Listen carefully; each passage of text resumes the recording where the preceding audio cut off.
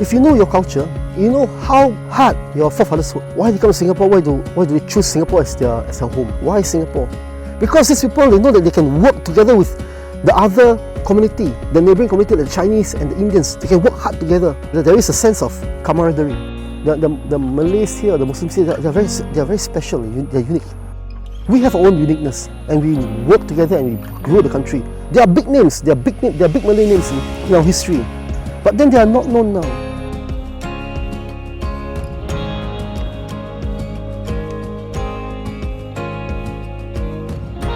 Okay, this is the makam of Abdul Hamid bin Ahmad Parang. He was known as a philanthropist.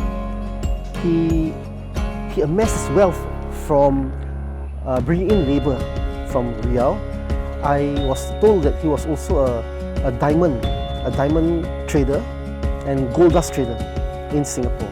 Okay, so he also owned properties. He buy and sell properties because of his contribution to society. He was well known as people. He was well known amongst the people in the village, and he was appointed as Justice of Peace by the British government.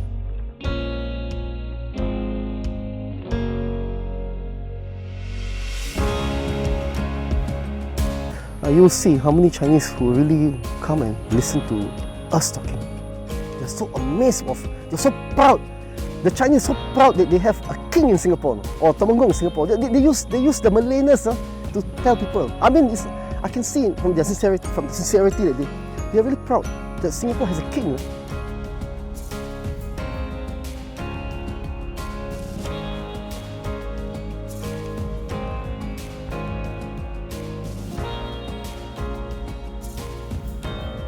So my name is Sarafian.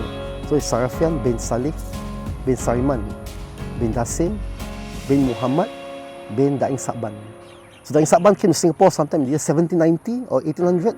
That was an oral record from my late grandee, Sarimah. I'm Raja Hamzah Raja Zulkifli. I'm a Singaporean, but I'm the 8th and 9th generation from the Riau royal family. And then the same lineage towards Raja Haji Fisabilillah, or also known as the Yang di-Pertuan Muda Riau.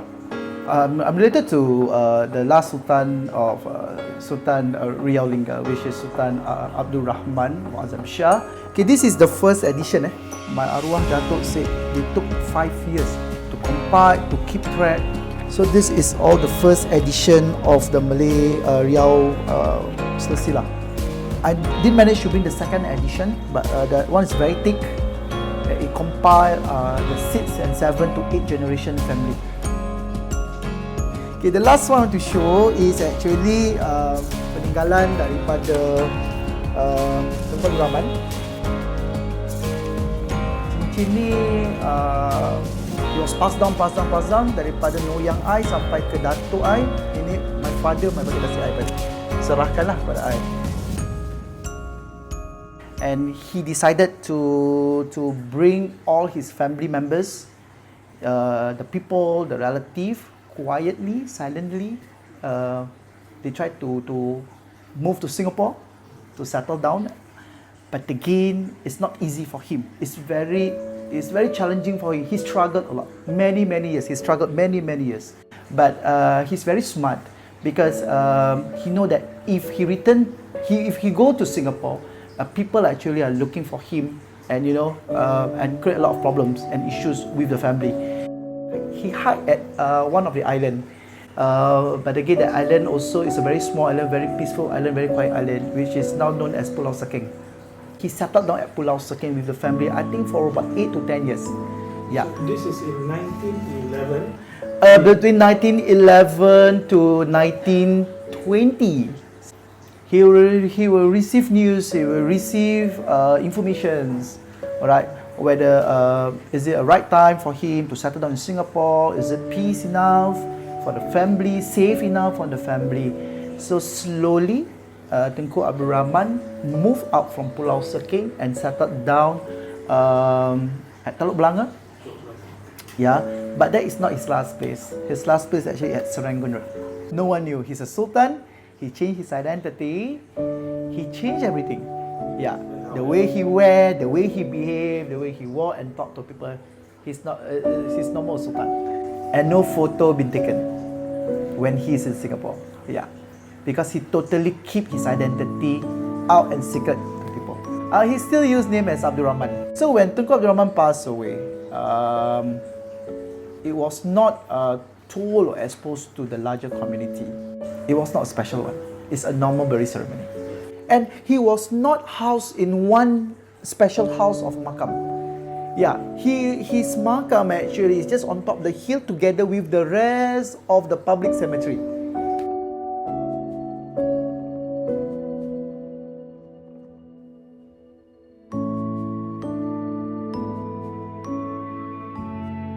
They regarded the Dutch, the Riau, Lingga area as much more important to them, more valuable. Right? Singapore is just one of those islands that have nothing. This had a lot to do why they agreed to the 1824 Anglo-Dutch Treaty, basically. But do note, both parties do not want to fight. Remember, the ultimate aim of the colonizer, British and the Dutch, is to make money. Wars are expensive, right? So they try their best to come to an agreement, basically, and hence the 1824 Treaty. Very easy, draw line. You hear, I hear. Want to fight? Singapore exists as a British sphere. This is very good news to all those who don't like the Dutch. Alright, so it became, for a lot of communities, not just for the Bugis, but for the Javanese as well, for the Sumatrans, to be a very good area if we want to cabut the Dutch. Right, so now this is also something a very important factor to the establishment of the early Malay communities in Singapore. Right, a lot of migrants from Riau region came to Singapore. It split the Johor, Riau, Lingga, Pahang Empire forever, basically. Right, it split a kingdom into two, and there's no going back from there. And more importantly, that's the first part. Second part, the destinies of communities and traditional rulers in the Malay Peninsula are forever changed.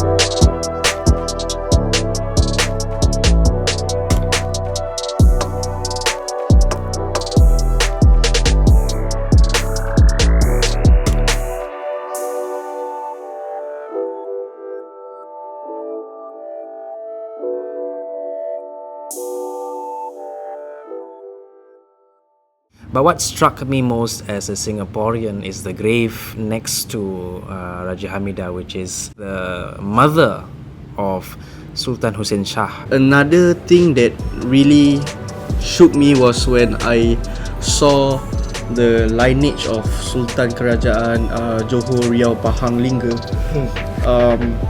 I was very shocked, terperanjat sebab the family tree was big and wide. Dari manakah asalnya sebagian orang Melayu Singapura?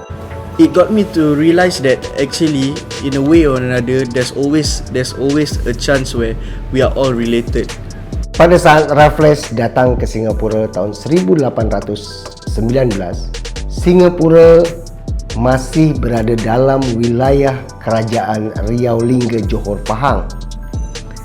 Dan di Singapura diletakkan pula seorang temenggung yang berkuasa atas pulau Singapura dan sekitarnya, dan menandakan bahawa pulau Singapura merupakan pulau yang penting terkait dengan kerajaan Riau, Lingga, Johor, Pahang.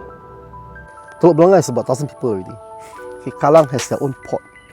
Tuas has their own port. Bedok has their own port.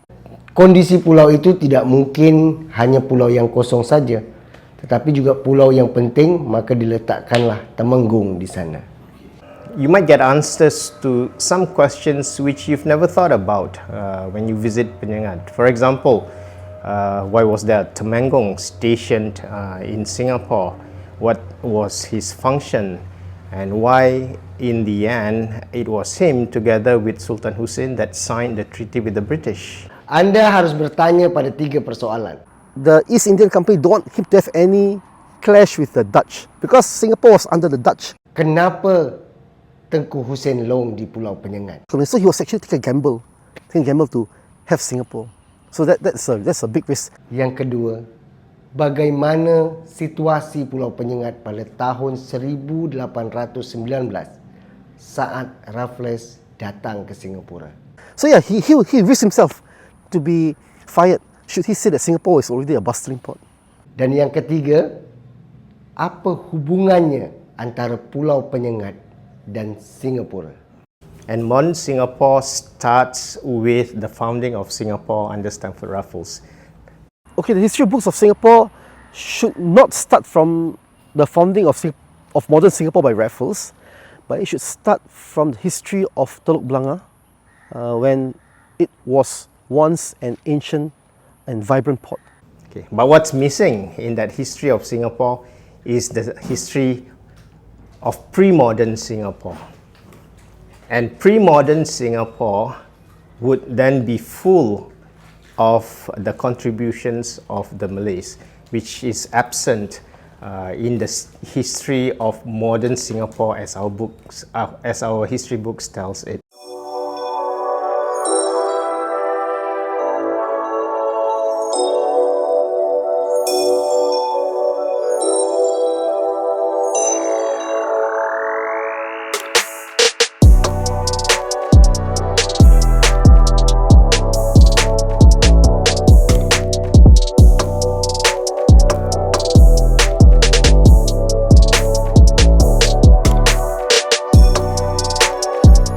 The reason for the focus on Pulau Penyengat is the fact that many of the young people in Singapore, the ones from the Malay community, have very little knowledge of their origin stories as a community. Itu sangat penting sekali karena kalau kita lihat Singapura Malaysia itu sebenarnya kita ini adalah satu. Jadi karena perkembangan zaman jadi seolah-olah terpisah sehingga generasi muda ini tidak tahu mereka ini sebenarnya siapa mereka ini. If you don't know your forefathers, you don't know the past. If you don't know the past, you can't take pride of the past. If you can't take pride of the past, you can't build the present. If you don't know the present, you can never head for the future. This film project focuses on rebuilding of the Singaporean Malay identity. In this instance, by focusing on the legacy of Pulau Penyengat. Jadi Pulau Penyengat ini adalah sebagai pulau pemersatu bangsa Melayu di dunia ini. Pulau Penyengat adalah pulau keilmuan. So one of the aims of this project is to give them the knowledge of what the real origin story of the Malay community in Singapore is. And that origin story begins all the way here in this region in Pulau Penyengat. What I learned most about my time here is that our forefathers is actually intelligent, is actually strong, is actually admirable in sense of them upholding the values of Malay, of Islam, of the people, of the culture and heritage. I realize that the Malay world is much richer than we think of. We always think of the Malay world as very backward. Who knows Melayu, sejarah, style gitu macam awesome gitu kan.